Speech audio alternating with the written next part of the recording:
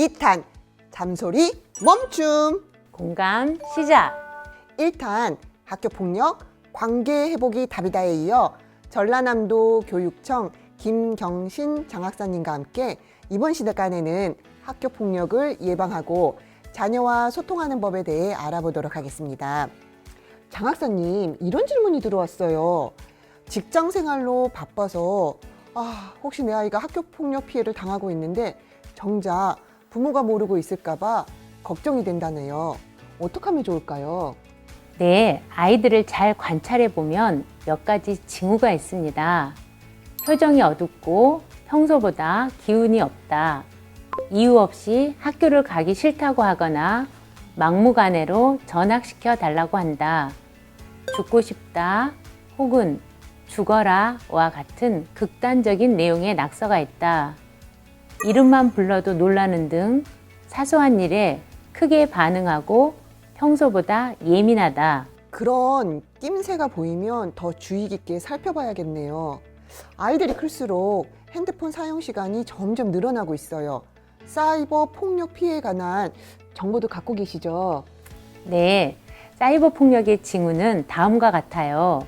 불안한 기색으로 정보통신기기를 자주 확인하고 민감하게 반응한다. 용돈을 많이 요구하거나 온라인 기기의 사용 요금이 지나치게 많이 나온다.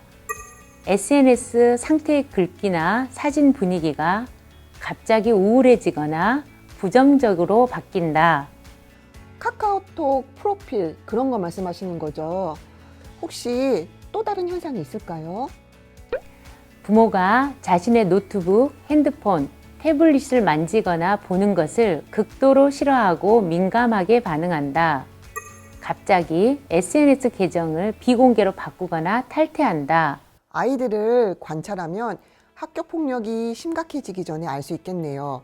그리고 또 하나, 아이들이 이만저만해서 엄마 나 힘들어요 이렇게 속 시원하게 말해주면 부모인 제가 어찌 해보겠는데 이건 뭐 무조건 학교 가기 싫다, 전학 보내달라 이러면 사실 부모 입장에서는 답답하고 뭘 어쩌라는 건지 모르겠어요.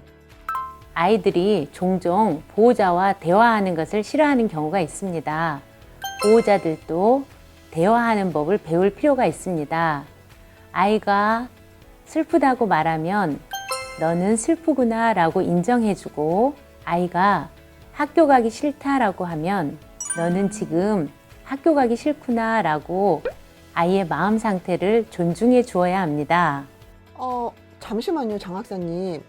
아이가 엄마 나 학교 가기 싫어 안 갈래 이 상황에서 존중이 어떻게 가능하죠? 그럼 우리가 한번 연습해 볼까요? 엄마, 나 오늘 학교 안 갈 거야. 학교를 왜 안 가? 아빠 죽는 한이 있어도 학교 가야지. 얘가 뭔 소리를 하고 있어? 제가 너무 리얼했나요? 방금처럼 하면 아이는 보호자에게 자신의 상황을 다시는 말하고 싶어 하지 않아요. 서로 주고받는 대화를 하기 위해서는 주의해야 할 사항들이 있어요. 그러게요. 생각해보면 어릴 때는 곧잘 대화를 했어요. 그런데 커갈수록 입을 열지 않아요. 좋은 방법이 있을까요? 네, 중간에 아이의 말을 끊지 않고 끝까지 들어줘야 합니다. 그거 쉽지 않아요. 어려워요. 어떤 말에도 먼저 흥분하거나 화를 내지 말고 차분히 아이의 이야기를 들어주기. 아이가 이야기를 하고 있는 도중 충고나 조언하려는 마음 내려놓기. 왜 그랬어? 라고 묻기보다는 그래, 그랬구나. 너도 힘들었겠구나. 라고 먼저 공감해주기. 그럼 장학사님 말씀대로 공감했어요. 이제 학교를 보내야 하나요? 안 보내야 하나요? 그건 상황에 따라 다릅니다. 여기서 중요한 것은 학교를 가고 안 가고 보다는 아이가 학교 가기 싫어하는 마음을 공감해 주어야 합니다. 그 다음 학교를 가기 싫어하는 이유를 들어보고 어떻게 해야 할지 아이와 함께 고민해야 합니다. 장학사님한테 하나 배웠어요. 보호자 입장에서는 학교는 무조건 가야 하는 곳이라고 생각했어요. 아이의 입장은 들어보고 상황이 달라질 수도 있다는 것을 배웠네요. 맞아요. 아이가 자신의 이야기를 충분히 할 수 있도록 보호자도 들을 수 있는 힘이 있어야 대화가 지속될 수 있습니다. 아이가 엄마, 친구가 내 그림 보고 존나 못 그리네. 그래서 내가 킹 받았어. 졸라 짜증나. 이런 경우 있잖아요. 이런 경우에도 잔소리, 멈춤, 공감, 시작 가능해요? 친구가 너의 그림을 보고 못 그렸다고 해서 정말 속상했구나, 짜증났겠다처럼 그래, 그랬구나라고 먼저 아이의 마음과 생각을 인정해 주어야 해요. 저라면 존나, 졸라, 킹 받는다 이 단어 고쳐줘야 되죠. 그리고 엄마한테 짜증냈죠.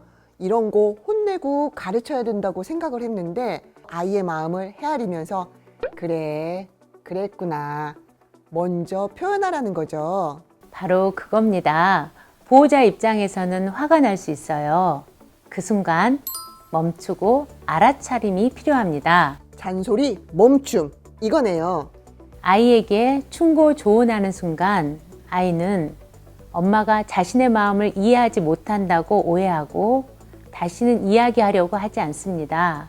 그래, 그랬구나. 이 한마디가 아이의 마음을 열게 합니다. 공감 시작이네요.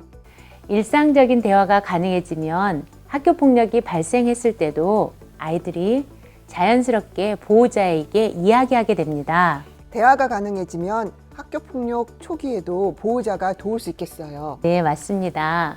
장학사님, 잔소리, 멈춤, 공감, 시작. 자녀뿐만 아니라 부부 사이에서도 꽤 유용할 것 같은데요. 도움이 될 만한 자료 추천해 주실 수 있죠? 네, 정혜신 박사님, 당신이 옳다라는 책에서는 공감을 배울 수 있고 마셜 로젠버그의 비폭력 대화에서는 대화하는 법을 알 수 있습니다. 이번 시간에 배운 내용 복습하면서 마무리할까요? 잔소리, 멈춤, 공감, 시작. 3탄 관계 회복을 위한 생활교육 방향에 대해서도 기대해 주세요. 안녕.